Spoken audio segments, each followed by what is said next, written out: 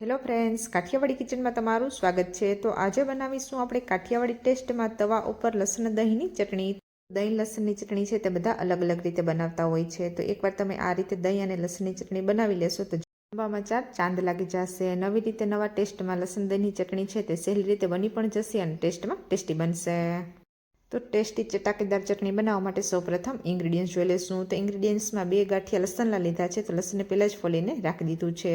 તો 1 લીલું મરચું લીધું છે। તો લીલા મરચાંને ઝીણું કટ કરી લેવાનું છે। 3 ટેબલસ્પૂન તેલ લેવાનું છે। હાફ ટેબલ સ્પૂન લાલ મરચું પાવડર, હાફ ટેબલ સ્પૂન ધાણા જીરું પાવડર, હાફ ટીસ્પૂન હળદર પાવડર, હાફ ટીસ્પૂન નિમક લેવાનું છે। 3 ટેબલ સ્પૂન દહીં લીધું છે। લીલા ધાણા લીધા છે। તો ધાણાને પહેલાં જ કટ કરીને રાખી દીધા છે। તો હાફ ટીસ્પૂન મિક્સમાં રાઈ જીરું લીધા છે અને ચપટી હિંગ લેવાની છે। થોડી વાર માટે સાઈડમાં રાખી દઈશું। તો લસણને પીસવા માટે ચોપર લીધું છે। તો ચોપરમાં જે લસણ રાખ્યું હતું તે લસણ નાખવાનું છે। તો ચોપરની જગ્યાએ તમે ખાંડણીનો ઉપયોગ પણ કરી શકો છો। તો ચટણીને તમે ખાંડીને પણ બનાવી શકો છો। તો લસણ નાખી અને જે લીલું મરચું કટ કરીને રાખ્યું હતું તે કટ કરેલું લીલું મરચું નાખવાનું છે। ચોપરને બંધ કરી લીલું મરચું અને લસણને ચોપરમાં ચોપ કરી લેવાનું છે। અને જો તમે તીખું વધારે ખાતા હો તો લીલું મરચું તમારે વધુ નાખવાનું છે। તો જો તમે ચોપરની જગ્યાએ મિક્સર જારનો ઉપયોગ કરશો તો મિક્સર જારમાં સાઈડમાં લસણ અને મરચું છે તે ચોટી જશે।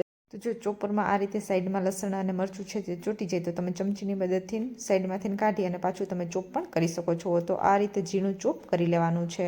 તો જે મસાલા રાખ્યા હતા તે મસાલા નાખવાના છે। તો નિમકનો ઉપયોગ તમારે તમારા ટેસ્ટ અનુસાર વધુ કે ઓછો કરવાનો છે। તો જે તેલ રાખ્યું હતું તેમાંથી આપણે હાફ ટીસ્પૂન તેલ નાખવાનું છે અને તેલને મિક્સ કરી દેવાનું છે। તો લીલું મરચું પણ નાખ્યું છે અને લાલ મરચું પાવડર બંનેનો ઉપયોગ કર્યો છે। તમે જેટલું તીખું ખાતા હોય એ પ્રમાણે તમારે લીલું મરચું અને લાલ મરચું પાવડરનો ઉપયોગ કરવાનો છે। થોડીવાર માટે ચટણીને સાઈડમાં રાખી દેશો। ચટણીને વઘારવા માટે ગેસ ચાલુ કરશું। રોટલીનું જે તવો આવે છે તે તવો મૂકવાનો છે અને તેને ગરમ થવા દેવાનો છે। અને જે તેલ રાખ્યું હતું તે તેલ નાખવાનું છે। તેલ ગરમ થઈ જાય તો રાઈ જીરું અને જે હિંગ રાખી હતી તે હિંગ નાખવાની છે। રાઈ જીરું ફૂટી જાય તો જે ચટણી તૈયાર કરીને રાખી હતી તે ચટણી નાખવાની છે અને તેને મિક્સ કરી દેવાની છે। તો કન્ટિન્યુ 2 મિનિટ સુધી હલાવતું રહેવાનું છે અને ગેસની ફ્લેમને મીડિયમ જ રાખવાની છે, હાઈ રાખવાની નથી। હાઈ રાખશો તો લસણ છે તે બળી જશે। તો 2 મિનિટ થઈ ગઈ છે। જે દહીં રાખ્યું હતું તે દહીં નાખવાનું છે। દહીં નાખી અને દહીંને પણ મિક્સ કરી દેવાનું છે। દહીં તમારી પાસે ખાટું કે મોરું જે દહીં અવેલેબલ હોય તે દહીંનો ઉપયોગ તમે કરી શકો છો। દહીંને મિક્સ કરી અને ચટણીને કન્ટિન્યુ 3 મિનિટ સુધી હલાવતું રહેવાનું છે। તો ચટણીમાંથી આ રીતે તેલ છૂટું પડે ત્યાં સુધી ચટણીને હલાવવાની છે। ચટણીમાં તેલ ઉપર આવી જશે એટલે ચટણી છે તે બની ગઈ હશે। 3 મિનિટ થઈ ગઈ છે, ચટણી બની ગઈ છે। ગેસ બંધ કરી દેવાનો છે। તો જે લીલા ધાણા કટ કરીને રાખ્યા હતા તે ધાણા નાખવાના છે અને ધાણાને પણ મિક્સ કરી દેવાના છે। તો ગરમા ગરમ લસણ દહીંની ચટણીને તમે રોટલી, રોટલા અને પરાઠા સાથે ખાશો તો ટેસ્ટમાં ટેસ્ટી લાગશે। અને જો તમે આ રીતે ચટણી બનાવીને તમારી ચટણી ટેસ્ટમાં કેવી બની હતી તે મને કોમેન્ટમાં જરૂર કહેજો। કોમેન્ટ કરવાનું ભૂલતા નહીં।